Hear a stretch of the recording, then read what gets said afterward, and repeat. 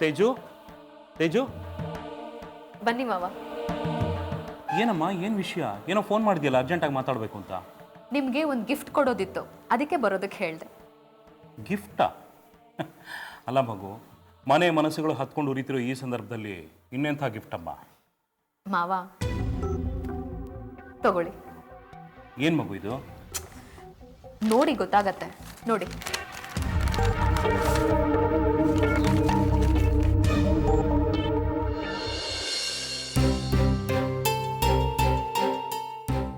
ತೇಜು, ಮಾವ, ಈ ಪತ್ರ ಇಟ್ಕೊಂಡು ತಾನೆ ಅತ್ತೆ ನಿಮ್ಮನ್ನ ಆಟ ಆಡಿಸ್ತಾ ಇದ್ದಿದ್ದು.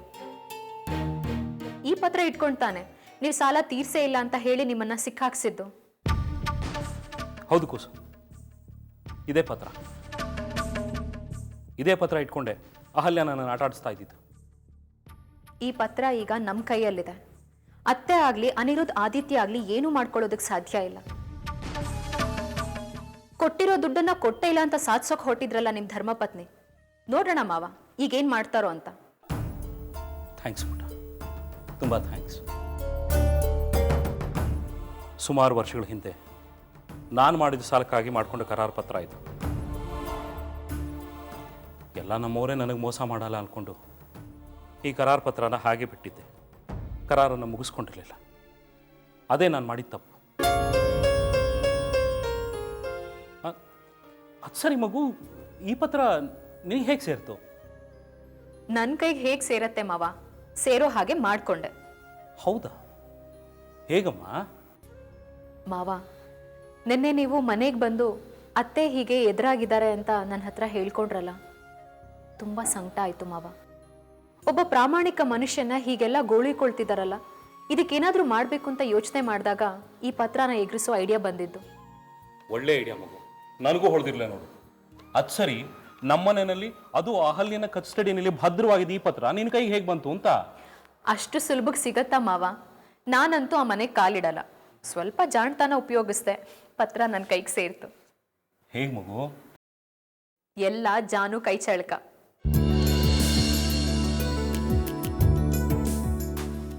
ಜಾಹ್ನವಿನ? ಹೌದು ಮಾವ. ನೀವು ಮನೆಗೆ ಬಂದು ಹೋದ್ಮೇಲೆ ನಾನು ಜಾನುನ ಭೇಟಿ ಮಾಡಿದೆ. ನಿಮ್ಗಾಗ್ತಿರೋ ಅನ್ಯಾಯದ ಬಗ್ಗೆ ಅವಳು ತುಂಬ ನೊಂದ್ಕೊಂಡ್ಲು. ಕಡೆಗೆ ನಾವಿಬ್ರು ಪ್ಲಾನ್ ಮಾಡಿ ಈ ಪತ್ರನ ಎದುರಿಸೋದ್ರ ಬಗ್ಗೆ ಯೋಚನೆ ಮಾಡಿದ್ವಿ. ಅವಳು ತುಂಬ ಜಾಣ್ತನದಿಂದ ಈ ಪತ್ರನ ಎದುರಿಸಿದ್ಲು. ನಾವು ಸಕ್ಸಸ್ ಆದ್ವಿ. ಥ್ಯಾಂಕ್ಸ್, ತುಂಬ ಥ್ಯಾಂಕ್ಸ್. ನನ್ನನ್ನು ಸಂಕಷ್ಟದಿಂದ ಪಾರು ಮಾಡಿದ್ರಿ. ಇಲ್ಲದೆ ಇದ್ದಿದ್ರೆ ಅಹಲ್ಯ ತನ್ನ ಮಕ್ಕಳ ಜೊತೆ ಸೇರ್ಕೊಂಡು ನನ್ನನ್ನು ಬೀದಿಲಿ ನಿಲ್ಲಿಸ್ತಿದ್ಲಮ್ಮ. ತುಂಬ ಒಳ್ಳೆ ಕೆಲಸ ಮಾಡಿದ್ರಿ. ಮಾಡಲೇಬೇಕಲ್ವಾ ಮಾವ? ನಿಮ್ಗೆ ಈ ಮಟ್ಟಕ್ಕೆ ಮೋಸ ಮಾಡೋರಿಗೆ ನಾವು ಮೋಸ ಮಾಡೋದು ಬೇಡವಾ? ಮೋಸಗಾರರಿಗೆ ಮೋಸ ಮಾಡೋದ್ರಲ್ಲಿ ತಪ್ಪೇನೂ ಇಲ್ಲ ಅನ್ನೋ ಕಾನ್ಸೆಪ್ಟ್ನ ಇಲ್ಲಿ ಅಪ್ಲೈ ಮಾಡಿದ್ವಿ. ಜಾನು ಅದಕ್ಕೆ ಸಹಾಯ ಮಾಡಿದ್ಲು. ಜಾಹ್ನವಿ ನೋಡು ಮಗು, ಎಂಥ ಹುಡುಗಿ. ನನಗೆ ಹೇಳಲೇ ಇಲ್ಲ ಈ ವಿಷಯ. ಇಷ್ಟು ಒಳ್ಳೆ ಕೆಲಸ ಮಾಡಿದ್ದಾಳೆ. ನಾನು ಎದುರುಗಡೆ ಸಿಕ್ಕಿದ್ರು ವಿಷಯ ನನಗೆ ಹೇಳಲೇ ಇಲ್ಲ. ಈ ವಿಚಾರನ ನಾವಿಬ್ಬರೇ ಸೇರಿ ಪ್ಲಾನ್ ಮಾಡಿದ್ರಿಂದ ಅವಳು ಇದನ್ನ ನಿಮ್ಮ ಹತ್ರನೂ ಗುಟ್ಟಾಗಿಟ್ಟಿದ್ಲು. ಪತ್ರ ಅವಳ ಕೈಗೆ ಸಿಕ್ತಿದ್ದ ಹಾಗೆ ನನಗೆ ಫೋನ್ ಮಾಡಿ ಹೇಳಿದ್ಲು. ಒಂದು ಜಾಗದಲ್ಲಿ ಭೇಟಿಯಾಗಿ ಈ ಪತ್ರ ನನಗೆ ಕೊಟ್ಲು ಮಾವ. ವೆರಿ ಗುಡ್ ಮಗು, ವೆರಿ ಗುಡ್. ನನ್ನ ಮಕ್ಕಳಂತೂ ನನ್ನ ಭಾಗಕ್ಕಿಲ್ಲಮ್ಮ. ನನ್ನ ಸೊಸೆಯರು ನೀವಾದರೂ ನನ್ನ ಭಾಗಕ್ಕಿದ್ದೀರ. ಅದೇ ದೊಡ್ಡದು. ನಿಮ್ಮನ್ನು ಉಳಿಸ್ಕೊಳ್ಳೋದಕ್ಕೋಸ್ಕರ ಈ ಕೆಲಸ ಮಾಡಿದ್ವಿ ಮಾವ. ನಮಗೂ ಈ ಕೆಲಸ ಮಾಡೋದಕ್ಕೆ ಇಷ್ಟ ಇರಲಿಲ್ಲ, ಆದರೆ ನಾವು ಗೆಲ್ಲಬೇಕಾಗಿತ್ತು. ತುಂಬ ಒಳ್ಳೆ ಕೆಲಸ ಮಾಡಿದ್ದೀರಿ ಮಗು. ಈ ಪತ್ರ ಇಟ್ಕೊಂಡೆ ಅಹಲ್ಯ ನನ್ನ ಬ್ಲ್ಯಾಕ್ ಮೇಲ್ ಮಾಡ್ತಾ ಇದ್ದೀನಿ. ಇನ್ನು ಮೇಲೆ ನೋಡು, ಅಹಲ್ಯ ಅವಳ ಮಕ್ಕಳನ್ನ ನಾನು ಹೇಗೆ ಆಟ ಆಡಿಸ್ತೀನಿ. ಕಲಿಸಿ ಮಾವ, ಸರಿಯಾಗಿ ಬುದ್ಧಿ ಕಲಿಸಿ. ಗಂಡನ ಬೆಲೆ ಏನು ಅನ್ನೋದು ಅತ್ತೆಗೆ ಗೊತ್ತಾಗೋ ಹಾಗೆ ಮಾಡಿ. ಖಂಡಿತ ಮಗು. ಈ ಪತ್ರ ನನ್ನನ್ನು ವೀಕ್ ಮಾಡಿಬಿಟ್ಟಿತ್ತು. ಕುಸು, ಒಂದು ಕೆಲಸ ಮಾಡು, ಈ ಪತ್ರ ನಿನ್ನ ಹತ್ರನೇ ಇಟ್ಕೊ. ನಾನು ಒಂದು ಗೇಮ್ ಶುರು ಮಾಡ್ತೀನಿ. ಅವ್ನು ಹೇಗೆ ಆಟ ಆಡಿಸ್ತೀನಿ ನೋಡ್ತಾ ಇರು. ಥ್ಯಾಂಕ್ಸ್ ಪುಟ್ಟ. ಬರಲಾ? ಆಯ್ತು ಮಾವ.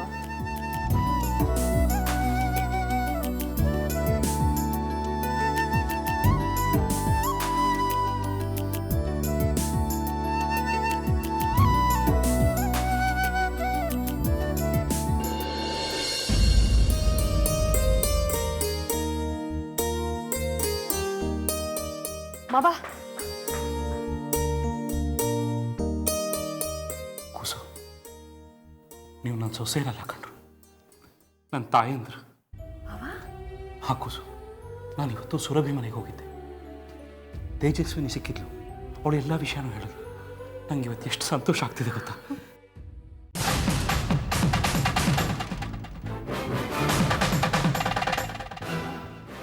ಯಾಕೆ ಹೋಗಿದ್ರಿ? ತೇಜೋಕನ್ ಮೀಟ್ ಮಾಡಕ್ ಹೋಗಿದ್ರಾ?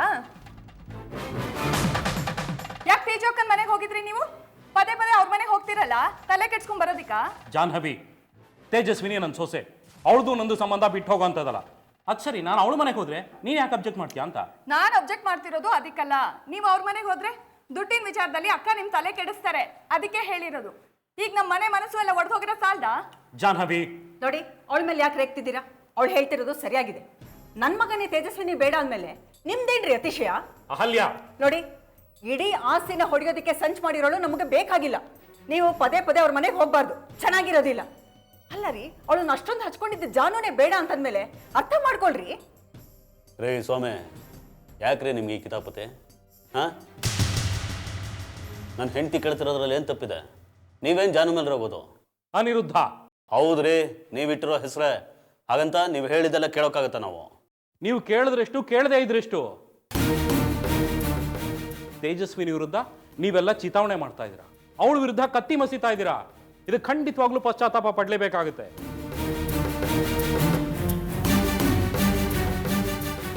ನಾನು ನನ್ನ ನಿರ್ಧಾರದಿಂದ ಹಿಂದೆ ಸರಿಯೋ ಮಾತೇ ಇಲ್ಲ. ಅಂದರೆ ನಿಮ್ಮ ಹಠ ನೀವು ಸಾಧಿಸ್ಬಿಡ್ತೀರಾ? ಖಂಡಿತವಾಗ್ಲೂ ಅವಳಿಗೆ ಏನು ಕೊಡಬೇಕೋ ಅದನ್ನು ಕೊಡ್ತೀನಿ, ಖಂಡಿತವಾಗ್ಲೂ ಕೊಟ್ಟೆ ಕೊಡ್ತೀನಿ. ಯಾರು ದೂಸರ ಮಾತಾಡೋ ಹಾಗಿಲ್ಲ.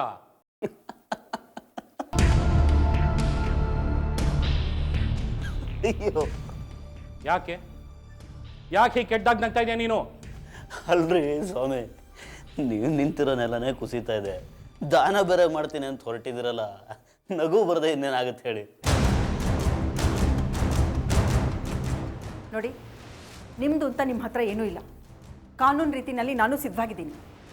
ನಾನು ಸಿದ್ಧವಾಗೇ ಇದ್ದೀನಿ. ನೋಡಿ, ನಾನು ನಿಮ್ಮ ಮೇಲೆ ಕೇಸ್ ಹಾಕ್ತೀನಿ. ಹಾಕೋ. ರೀ ಸ್ವಾಮಿ, ನಿಮ್ಮ ಮರ್ಯಾದನೆ ಹೋಗೋದು. ಕೋರ್ಟು ನೀವು ಯಜಮಾನ್ರೇ ಅಲ್ಲ ಅಂತ ಹೇಳುತ್ತೆ. ಹೇಳಿ, ನಾನು ಫೈಟ್ ಮಾಡ್ತೀನಿ. ಯಾಕ್ರಿ ಸ್ಟ್ರೈನ್ ಮಾಡ್ಕೋತೀರಿ? ಹಾಂ, ಅಂಗೈ ತೋರಿಸಿ ಅವಲಕ್ಷಣ ಅನ್ಸ್ಕೊಬಿಡಿ. ತೀರ್ಪು ನಮ್ಮ ಕಡೆನೇ ಬರೋದು. ಬರಲಿ, ನೋಡೋಣ ಏನಾಗುತ್ತೆ ಅಂತ. ಅನೇ, ಇವ್ರಿಗಿನ್ನೂ ಬುದ್ಧಿ ಬಂದಂಗೆ ಕಾಣೆ. ಕೋರ್ಟ್ ಮೆಟ್ಲು ಹತ್ಲಿ, ತಾನಾಗೆ ಬುದ್ಧಿ ಬರುತ್ತೆ. ಕರೆಕ್ಟಾಗಿ ಹೇಳಿದ್ರಿ ಬಾವಾ, ಅನ್ಭವಿಸ್ಲಿ ಬಿಡಿ. ಏನೋ ಬಹಳ ಕಾನ್ಫಿಡೆಂಟ್ ಆಗಿದ್ದಾರೆ, ಎಲ್ಲ ತನ್ನ ಕೈಯಲ್ಲೇ ಇದೆ ಅಂತ ಅನ್ಕೊಂಡ್ಬಿಟ್ಟಿದ್ದಾರೆ. ಆದ್ರೆ ಕರಾರ್ ಪತ್ರ ನಮ್ಮ ಹತ್ರ ಇದೆ ಅಂತ ಪಾಪ ಮರ್ತು ಬಿಟ್ಟಿದ್ದಾರೆ.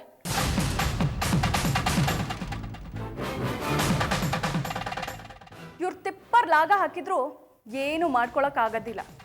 ಅಷ್ಟೆಲ್ಲ ಗೊತ್ತಿದ್ರೆ ಇನ್ಯಾಕೆ ಜಾನು? ನೀನು ಯಾಕೆ ಆ ಮನುಷ್ಯನ ಹತ್ರ ಮಾತಾಡೋಕೆ ಹೋಗ್ತೀಯ? ಆ ಅಪ್ಪನ ಬುದ್ಧಿನ ಅಷ್ಟು. ನೋಡೋ, ಏನಾದರೂ ಜಾಸ್ತಿ ಮಾತಾಡಿದ್ರೆ ನನಗೆ ಹೇಳು, ನಾನು ಕ್ಲಾಸ್ ತಗೋತೀನಿ.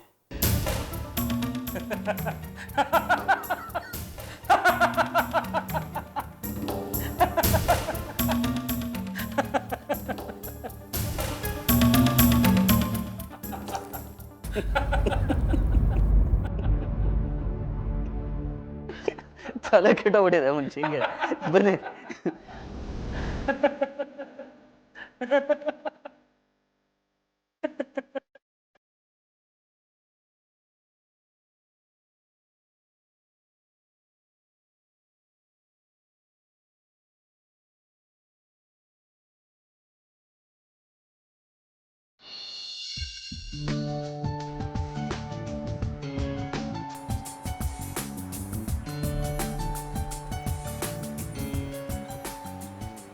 ಗುರುಮೂರ್ತಿ, ನಾನು ಕಣೋ ಅಪ್ಪ ಮಾತಾಡ್ತಿರೋದು. ಹಾಂ, ಬಂದೆ. ಇಲ್ಲ, ಬಸ್ ಸ್ಟ್ಯಾಂಡಲ್ಲೇ ಇದ್ದೀನಿ ಕಣೋ. ಇಲ್ಲ ಕಣೋ, ಪ್ರೇಮ್ಗೆ ಫೋನ್ ಮಾಡಿದ್ದೀನಿ, ಅವ್ನು ಬರ್ತೀನಿ ಅಂತ ಹೇಳಿದ್ದಾನೆ. ಆಯ್ತಾಯ್ತು, ನಾನು ಇನ್ನೊಂದು ಸಲ ಫೋನ್ ಮಾಡ್ತೀನಿ. ಹಾಂ,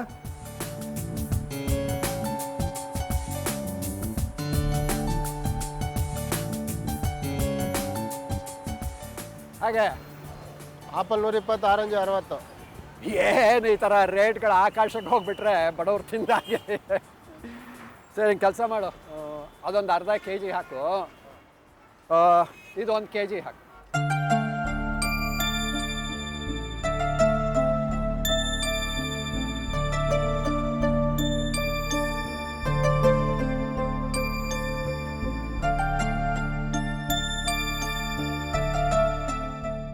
ಎಷ್ಟಾಯ್ತು? 150 ಚೇಂಜ್ ಇಲ್ಲ ಸರ್. ಅಯ್ಯೋ ಚಿಲ್ಲರೆ ಇಲ್ವಾ? ತೊಗೊಳ್ಳಿ ಸರ್, ಚೇಂಜು ನನ್ನ ಹತ್ರ ಇದೆ. Oh thank you thank you. Welcome, sir. ತಗೋ. Thank you. ಅಂತೂ ತುಂಬ ದೊಡ್ಡ ಮನಸ್ಸು ಮಾಡಿರಿ ನೀವು. ಪರವಾಗಿಲ್ಲ ಸರ್.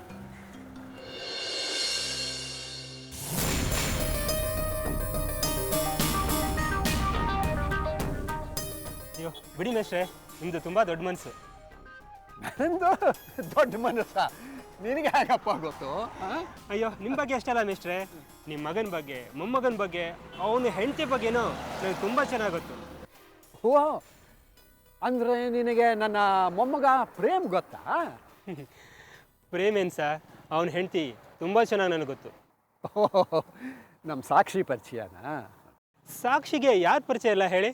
ನಮ್ಮಂಥವ್ರು ತುಂಬ ಜನ ಪರಿಚಯ ಇದ್ದಾರೆ. ಆದರೆ ಅವಳ ವಿಷಯ ನಿಮಗೆ ಗೊತ್ತಿಲ್ಲ ಅಷ್ಟೇ. ಏಯ್, ಏನು ಮಾತಾಡ್ತಾ ಇದೆಯಾ ನೀನು?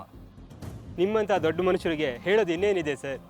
ಯಾರ್ದೋ ಮಗುನ ಹೊಟ್ಟೆಲಿ ಇಟ್ಕೊಂಡಿದ್ರು ಅದು ನಿಮ್ಮ ವಂಶದ ಮರಿ ಮಗು ಅಂತಾನೆ ಸಂತೋಷ ಪಡ್ತಿದ್ರಲ್ಲ, ಮಹಾನ್ ಭಾವರು ಸರ್ ನೀವು. ನಿಮಗೆ ಕೈ ಮುಗಿಬೇಕು ಅಷ್ಟೇ. ಏನಂದೆ ಕತ್ತೆ ಬಡವ, ಹೊಲಿಸ್ಬಿಡ್ತೀನಿ. ನಾನು ಸೊಸೆ ಬಗ್ಗೆ ಕಡ್ದ ಮಾತಾಡ್ತೀಯ ನೀನು? ಏಯ್, ಹೋಗಿ ಸರ್.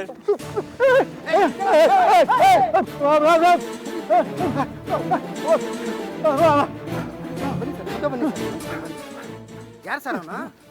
ಅಯೋಗ್ಯ, ಯಾರೋ ಗೊತ್ತಿಲ್ಲ, ಬೀದಿಲಿ ಹೋಗ್ತಾ ಇದ್ದವನು ಕಾಲ್ ಕೆರ್ಕೊಂಡು ಜಗಳಕ್ಕೆ ಬಂದಿದ್ದಾನೆ.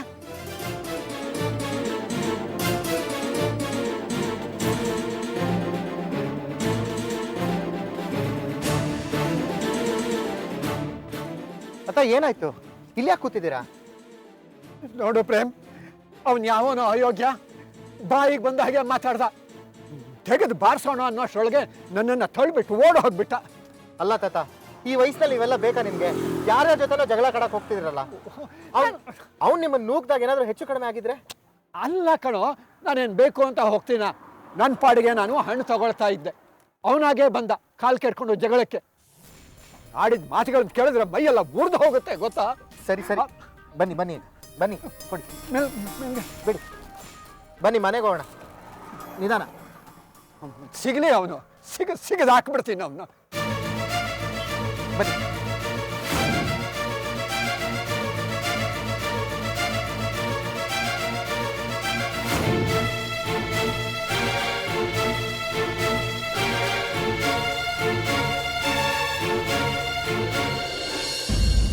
ಶ್ರೀಪತಿ ಮೇಷ್ಟ್ರು ನಮ್ಮ ಮನೆಗೆ ಬಂದ್ಬಿಟ್ರೆ ಎಷ್ಟು ಕಳೆ ಬಂದ್ಬಿಡುತ್ತಲ್ವ ಮನೆಗೆ. ಒಂದಿನ ಅನ್ನೋದು 1 ನಿಮಿಷದ ಥರ ಕಳೆದು ಹೋಗುತ್ತೆ. ಹೌದು. ಜಯಶ್ರೀ, ಮೇಷ್ಟ್ರು ಬಂದರು. ಓಹ್, ಬನ್ನಿ ಮೇಷ್ಟ್ರೆ, ಬನ್ನಿ ಬನ್ನಿ, ಕೂತ್ಕೊಳ್ಳಿ. ಏನು ಮೇಷ್ಟ್ರೆ, ಪ್ರಯಾಣ ಆರಾಮಾಗಿತ್ತಾ? ಮೇಷ್ಟ್ರೆ, ನೀವು ಬರ್ತೀರಾ ಅಂತ ಏನು ಮಾಡಿದ್ದೀನಿ ಗೊತ್ತಾ? ಸೊಪ್ಪು ಹುಳಿ, ಕಾಳು ಪಲ್ಯ, ಅದ್ರ ಜೊತೆಗೆ ಏನು ಮಾಡಿರ್ಬೋದು ಹೇಳಿ? ರಾಗಿ ಮುದ್ದೆ. ಜಯಶ್ರೀ, ಮೊದಲು 1 ಲೋಟ ನೀರು ಕೊಡ್ತೀಯ ಕುಡಿಯೋಕ್ಕೆ? ಬಂದೆ, ತಂದು ಕೊಡ್ತೀನಿ. ಯಾಕೆ ಮೇಷ್ಟ್ರೆ, ಹುಷಾರಿಲ್ವಾ?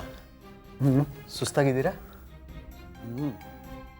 ನನಗೇನಾಗಿದೆ ತಾಡಿ, ಚೆನ್ನಾಗೇ ಇದ್ದೀನಲ್ಲ.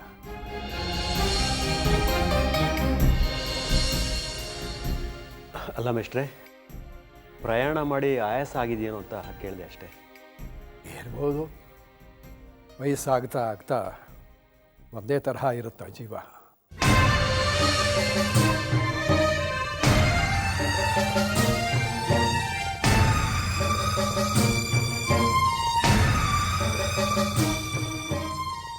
ಮೇಷ್ಟ್ರೆ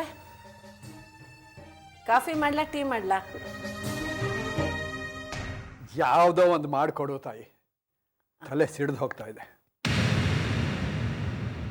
ತಾತ, ನೀವು ರೂಮ್ನಲ್ಲಿ ಹೋಗಿ ರೆಸ್ಟ್ ತಗೊಳ್ಳಿ, ನಾನು ಕಾಫಿ ಅಲ್ಲಿಗೆ ತೊಗೊಂಬರ್ತೀನಿ.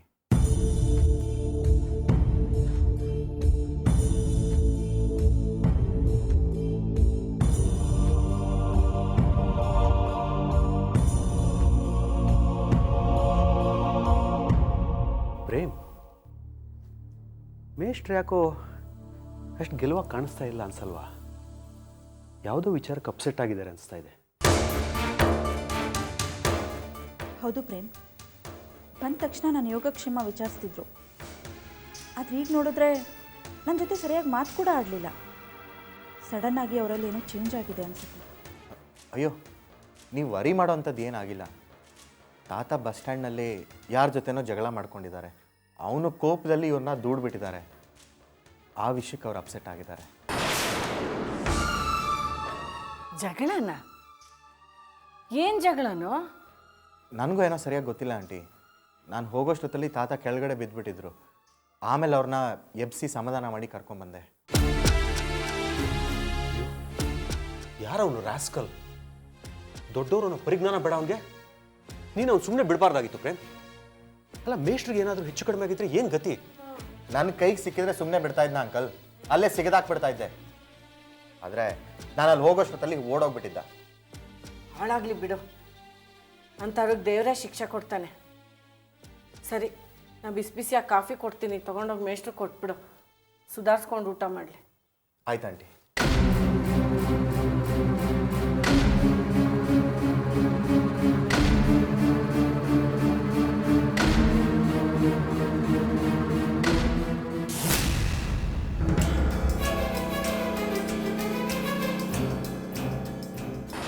ಸಾಕ್ಷಿಗೆ ಯಾರು ಪರಿಚಯ ಇಲ್ಲ ಹೇಳಿ? ನಮ್ಮಂತವ್ರು ತುಂಬಾ ಜನ ಪರಿಚಯ ಇದ್ದಾರೆ, ಆದ್ರೆ ಅವಳ ವಿಷಯ ನಿಮಗೆ ಗೊತ್ತಿಲ್ಲ ಅಷ್ಟೇ.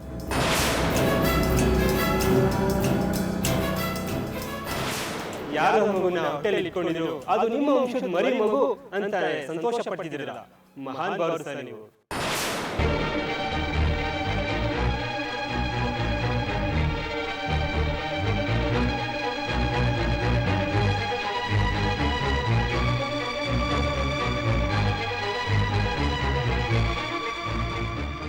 ತಾತ, ಕಾಫಿ ತಗೊಳ್ಳಿ.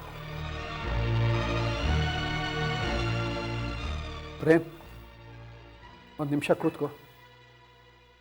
ನಿನ್ನ ಹತ್ರ ಸ್ವಲ್ಪ ಮಾತಾಡಬೇಕು. ಏನು ಹೇಳಿ ತಾತ? ನೋಡು ಪ್ರೇಮ್, ನಾನು ನನ್ನ ಜೀವನದಲ್ಲೇ ಯಾರ ಹತ್ರನೂ ಒಂದು ಮಾತು ಕೇಳಿಸ್ಕೊಂಡವನಲ್ಲ. ಆದರೆ ಇವತ್ತು ಯಾವನೋ ಬೀದಿಲಿ ಹೋಗೋದು ಮಾತಾಡಿದ್ದು ಕೇಳಿ ಸಿಡ್ಲು ಬಡ್ದ ಹಾಗಾಗಿದೆ ಕಣೋ ನನಗೆ. ಯಾರ ವಿಷಯ ಹೇಳ್ತಾ ಇದ್ದೀರಾ? ನಾನು ಬಸ್ ಸ್ಟ್ಯಾಂಡಿಂದ ಬಂದಾಗ ಜಗಳ ಆಯ್ತಲ್ಲ, ಆ ವಿಷಯ ನನ್ನನ್ನು ಕೊರಿತಾ ಇದೆ. ಅಲ್ಲ ತಾತ, ಯಾವನೋ ಒಬ್ಬ ಲೋಫರ್ ಒಂದು ಮಾತಂದ ಅಂತ ನೀವು ಇಷ್ಟೊಂದು ಅಪ್ಸೆಟ್ ಆಗದ? ನೀವು ಯಾವತ್ತೂ ಇಷ್ಟೊಂದು ಓವರ್ ರಿಯಾಕ್ಟ್ ಮಾಡಿದವರಲ್ಲ. ಯಾವುದೋ ಒಂದು ಮಾತಾಗಿದ್ದಿದ್ರೆ ನಾನು ಅಪ್ಸೆಟ್ ಆಗ್ತಾ ಇರಲಿಲ್ಲ. ಆದರೆ ಅವನು ಮಾತಾಡಿದ್ದು ನಮ್ಮನೆ ಸೊಸೆ ವಿಷಯ. ಅಂದರೆ ಆ ಮಾತುಗಳನ್ನು ಹೇಳೋದಕ್ಕೆ ನನಗೆ ಹೀನಾಯ ಅನಿಸುತ್ತೆ ಕಣೋ. ಆದರೆ ಯಾರೋ ಬೀದಿಲಿ ಹೋಗೋನು ಸಾಕ್ಷಿ ಬಗ್ಗೆ ಅಂಥ ಮಾತು ಯಾಕೆ ಆಡ್ದ ಅನ್ನೋದೇ ನನಗಿನ್ನೂ ಅರ್ಥ ಆಗ್ತಾ ಇಲ್ಲ.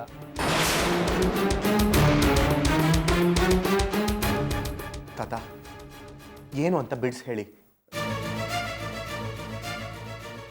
ಹಾಗೆ ಹೇಳಲಿ ಪ್ರೇಮ್?